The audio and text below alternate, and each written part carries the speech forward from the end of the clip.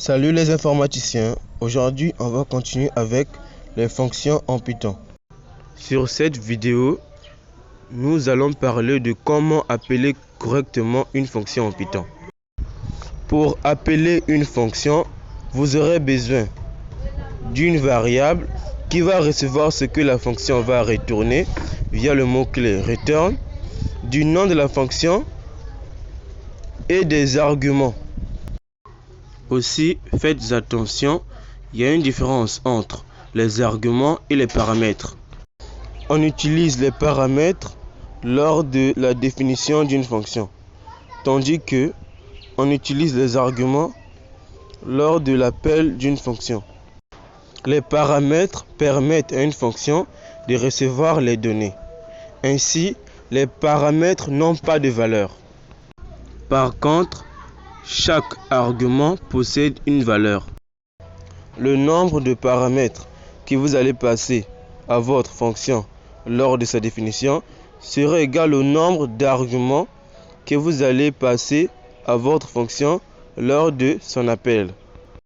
Par exemple, ici, si vous voulez que votre fonction puisse recevoir 2 arguments lors de son appel, vous devez donc lui passer 2 paramètres lors de sa définition. Attention ici, j'ai d'abord appelé la fonction avant de la définir.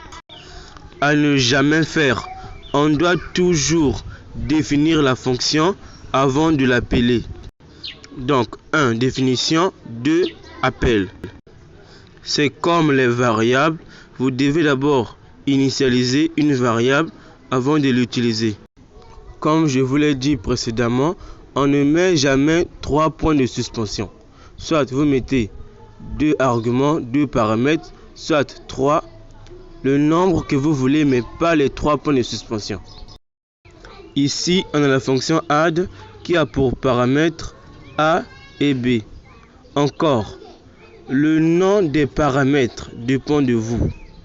Le nombre des paramètres dépend également de vous. Comme on avait passé uniquement 2 paramètres à notre fonction add lors de sa définition, alors on doit lui fournir uniquement que 2 arguments lors de son appel. La variable var va recevoir ce que la fonction add va retourner.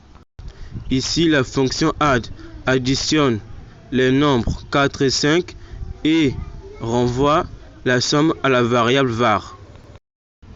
Toutes les fonctions n'ont pas besoin de variables lors de leur appel. Ici, on a défini la fonction I qui sert à afficher le mot heure. Puisque la fonction I n'a pas de return, donc on n'aura pas besoin d'une variable. Donc dès lors une fonction ne retourne rien, vous devriez l'appeler uniquement avec son nom, sans utiliser de variable. N'oubliez pas que une fonction peut ou ne pas avoir des paramètres et donc ne pas avoir d'argument. Donc dès que vous allez appeler la fonction I sans oublier les paramètres et que vous exécutez, vous aurez heure à l'écran puisque la fonction I sert à afficher heure. Ici on a la fonction visa qui a pour paramètres A et B et qui affiche la somme des nombres A et B. Ici également pas de return. Ici on a la fonction yes qui retourne true. Donc on aurait besoin d'une variable lors de son appel qui est ici t. Vous allez remarquer également que la fonction yes ne possède aucune action. Ce n'est pas une erreur de syntaxe, mais il faut éviter ça car c'est une mauvaise pratique.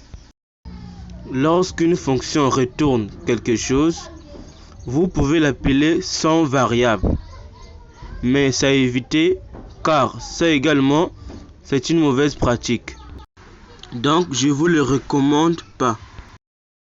N'oubliez pas également par défaut une fonction retourne none.